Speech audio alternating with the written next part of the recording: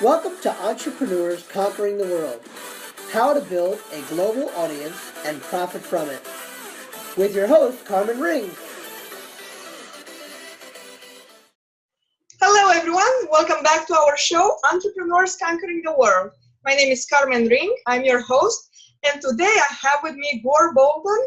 I'm very excited to have him on our show. He's an investor, a business engineer, and now recently he's the CEO of his newest project, Piranha Tank, which is a direct competitor of Shark Tank. Just so you get a little bit the idea behind it.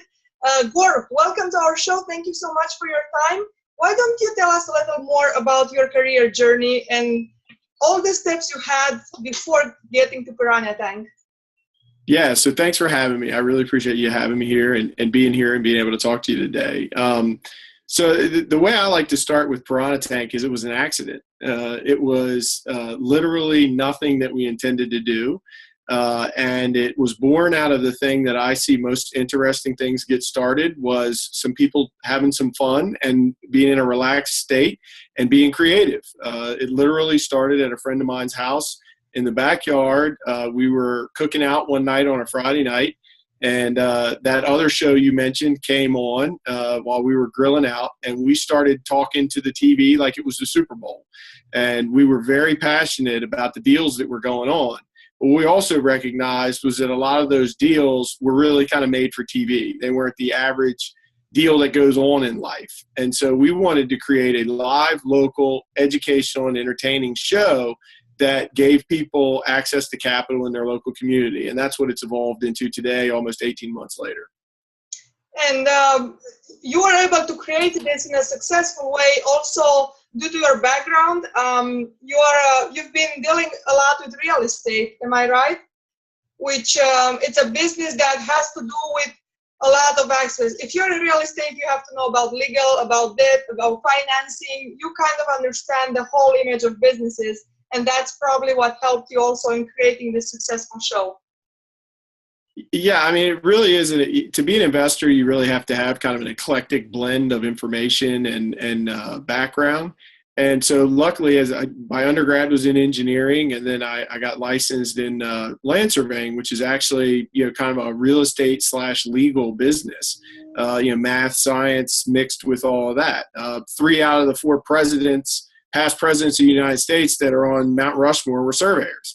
So it's an old profession, and it's one that is a pretty noble profession. So I got into all kinds of legal structures and finance deals, and I would have to review and understand how everything got put together. And so what I didn't realize at the time was I was part of the due diligence process as a junior engineer and surveyor. And so by having access to read all of those documents and understand how they had structured things, I just soaked in all that information over the course of several years.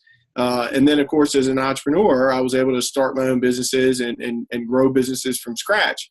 And then that just kept going. I kept doing it, whether it was in real estate or whether it was in local businesses or whether it was an internet startup.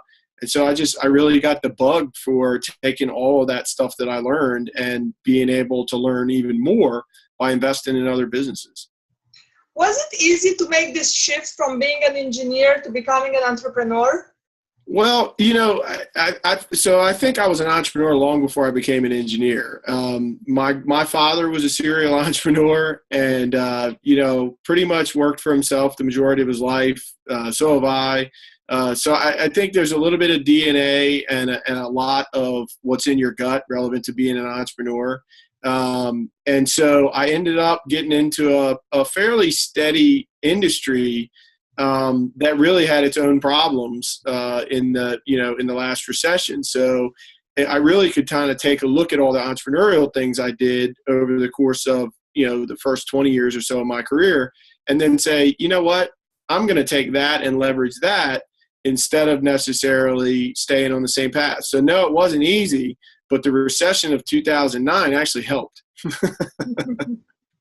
I'm just asking because a lot of the people, and maybe some people in our audience, they are very grounded in maybe a successful job, and it might seem a little risky, or they might be a little afraid to take this step and getting into business just because their job is already really good and paying out very well. So that's why I wanted you to share. Yeah. So yes. Yeah. So my reaction to that is there's nothing wrong with the job. The only thing that's wrong with the job is if you're not good at it or you don't like it, right? That's the only thing that's wrong with the job. If you find what I talk to a lot of entrepreneurs. I was at a wedding this past weekend. A friend of mine got married, and a guy that actually used to work for me was there, and he and his wife ended up sitting next to me. And he was talking about how he wanted to go out on his own. He wanted to pick my brain, and he was ready to go out. And I said, well, that's great. I said, you're in your early 30s. You've had some success at your current company. I said, so talk to me about how much you're selling in the job you're in right now. And there was this blank stare. He said, well, I know people will hire me because when I go out on my own, I'll be cheaper than my current company. And I said, my thought is that when you leave your current company, you should be worth more than when you were there. Because if your value proposition is I can be cheaper because my overhead goes down, when you grow your business, that value proposition goes away. So what I tell most entrepreneurs is don't quit your day job until you're satisfied that you can handle all of the different aspects, whether it's legal, compliance. If you're going to work 40 hours a week for somebody else, work the other 40 hours a week for yourself first. Don't give up the steady, paycheck, benefits, retirement savings. All of those things are very valuable before you take this leap of faith. And thank you for sharing this advice. And I agree with you. I don't believe in the getting rich overnight mindset where you just quit your job and then the next day you're successful in your business. I do believe it takes time to build it and doing it. When people say I worked so much to build my business and that they are successful, it mostly means that they work this overtime, like you say. While they had a steady job to make sure they have their living, they're working these 40 extra hours to build their business. And at one point, eventually, you get to quit your job and just make a much better living out of your business. What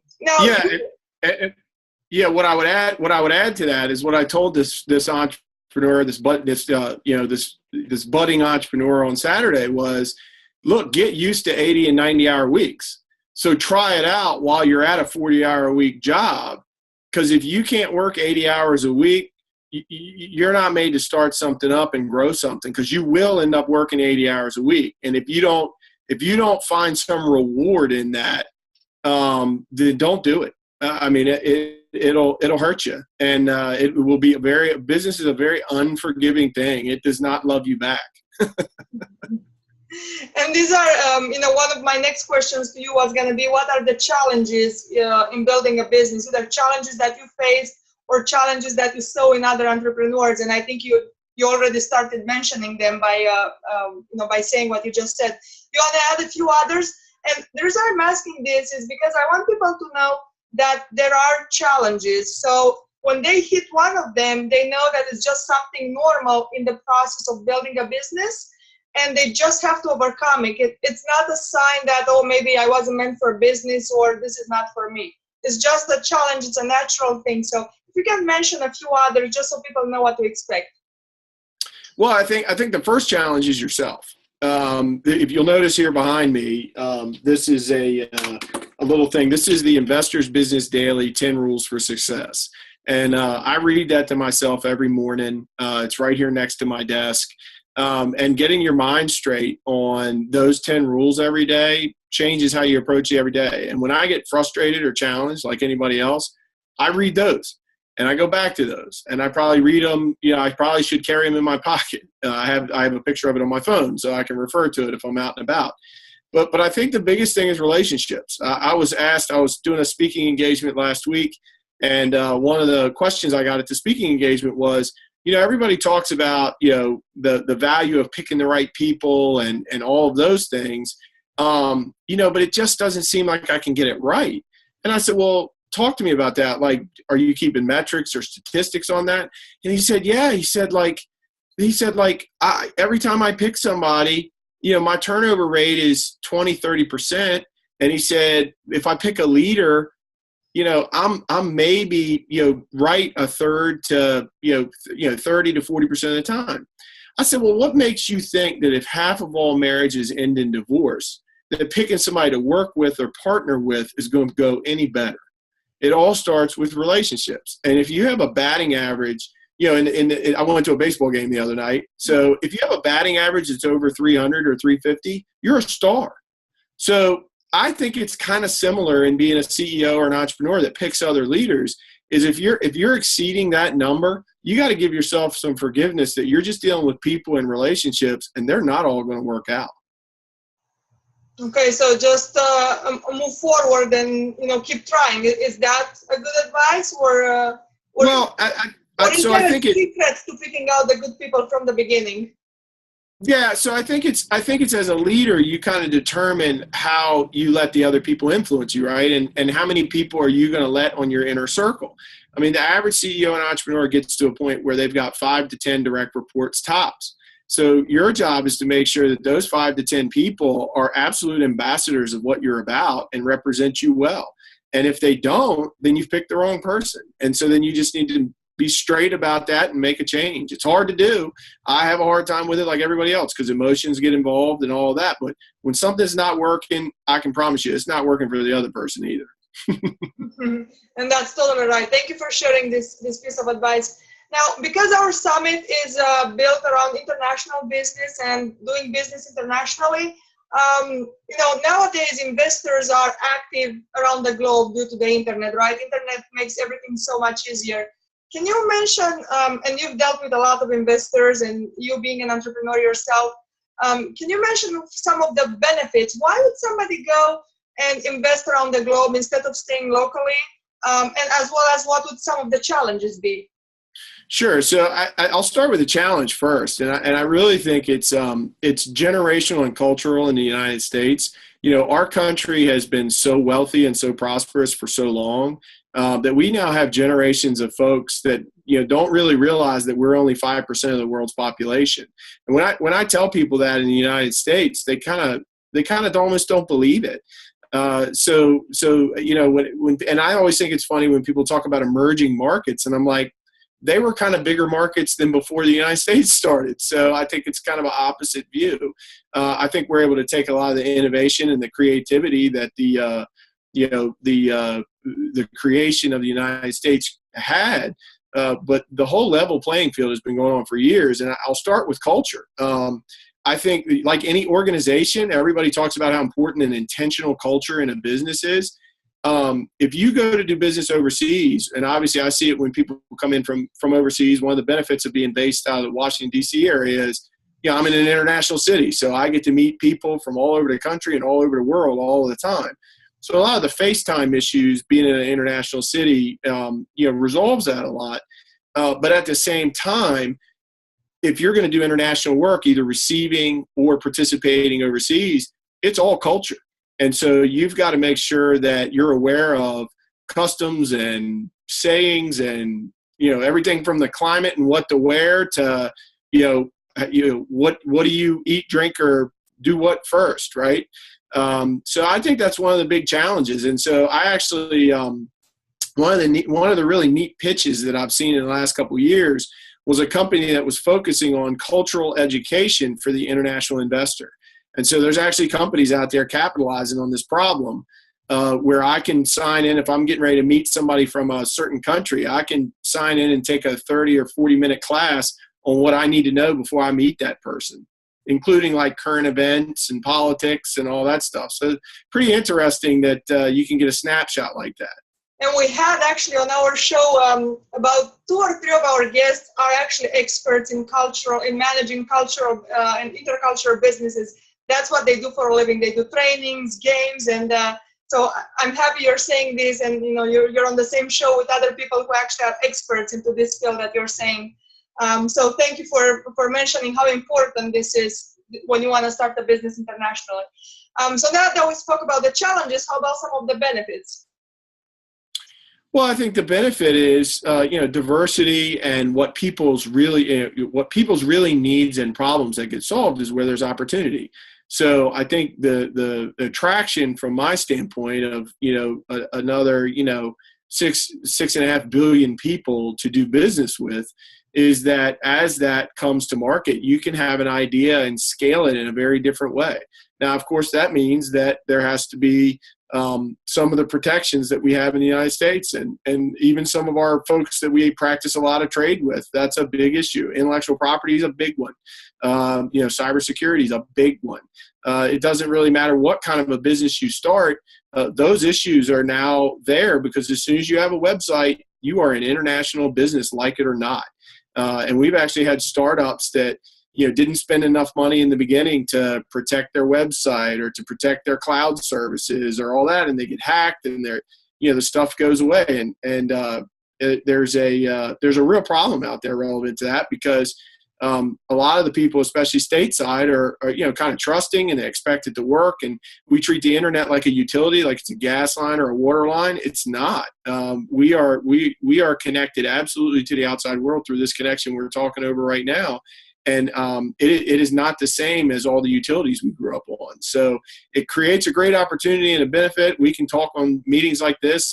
We can have virtual meetings all day long from around the globe. I have people that work with me from South Africa to the Philippines to all across the country, South America, the islands, the UK. So, I'm on conference calls at all different times depending on what the deals are. And it's fascinating. Because of the technology like we're using right now. And so I think the real benefit is being able to participate in globalization. To be part, to share your message or your product, your service with everywhere around the world, right? To serve a bigger market. And therefore, of course, maybe increasing your income due to this. Now, you just mentioned now, some people who maybe made the mistake of seeing the internet as a gas utility or something else and not protecting and losing their websites or getting hacked and stuff like that, because internet can be a great tool, but also if misused, it can create great damage. Now, talking about failures and mistaken businesses, have you ever had something significant, like a big failure or something that you did in business that eventually you learned a big lesson from it, something you would want to share with our audience? Sure. So, it's the old adage, where do I start? I'll talk with some of them that, some of the ones that I've learned over time, that if I share some of the ones that other people can relate to, these interviews, it's more meaningful. But, I think as you grow as a person, you let other people down, and you find out what your bandwidth is, and you find out, if you're not positively letting other people down, and you're not out there vindictive trying to be dishonest, but when you're out of integrity and you've got issues that you haven't followed up, or you haven't closed the deal, or you haven't delivered on time, those are real opportunities to be introspective about how your leadership is going, because at the end of the day, if something goes wrong and it's everybody else's fault, that does not last very long. In business or in any other relationship. So, I'd say that as an engineer transitioning into a business and entrepreneur a little bit more, I think when you have the vision as an entrepreneur or a business owner of what you want to see, it's your job to give everybody else the prescription to be able to see your vision. So you're constantly in the lens making business so that they can see what you see. And so that means everything from meetings to conversations to written business plans that's how all that comes to pass so that people can see what it is. And, when people are getting frustrated or upset, or, they're out of sorts with other people, that's a sign that communication isn't going real well. And so what you learn over time after making that mistake over and over again is that if you learn to, one of the best sayings I have with people I work with is if you promise to over communicate, I'll promise not to overreact. That's a great saying. That's something I'll do my best to remember and use it. Now, I'm sure our audience is excited to know more about, because we mentioned you're the CEO of Piranha Tank. I know that itself is an opportunity for a lot of our audience. You offer the possibility for people to become an investor or to come and present their business and hopefully obtaining financing. You want to tell us more about that, what it takes on both sides to be an investor and to be an entrepreneur who's applying for financing? Sure. So we are actively seeking. The Piranha Tank only happens if two people come together and try and make a deal, and that's the Piranha investors on stage and the entrepreneurs looking for money. We are looking for what we call the Piranha bottom line, which is companies that want to profit both the people and the planet. So we lead with profit because we want to upgrade the capital conversation. We don't just want to have a conversation about what your app can do for people. We think that's important, and we'll invest in companies that do that. But what we're really interested in is we want to hear the founder and the CEO really talk about how their business is going to make money, be positive and beneficial to people and mankind, and be positive and beneficial to the environment and the planet that we all live on. And we really want those three things to be in their pitch, not just how many users they're going to have, or how much adoption. I mean, that's almost given at this point in order to get invested in. What we want to talk about is the next conversation about how we're going to invest with purpose. And that's really where we think we can have a big call to action in that area. So we've created the Piranha program. In each major market, we're rolling out recruiting seasoned entrepreneurs and investors to be on stage. We limit the participation in the metro area region to 7 piranhas, so it's a very exclusive club.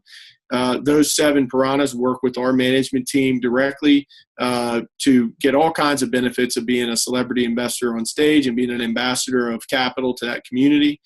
And then in addition, the entrepreneurs, we create a seamless portal for the entrepreneurs to be able to apply to funding, where they get the ability to pitch in front of the piranhas, and then also potentially be referred to our partner organizations that are constantly looking for deals. So we're a great hub for them to be able to get started. It's easy to get started with us. The average person, if they have their business plan put together, takes them, an hour or so to get their application done.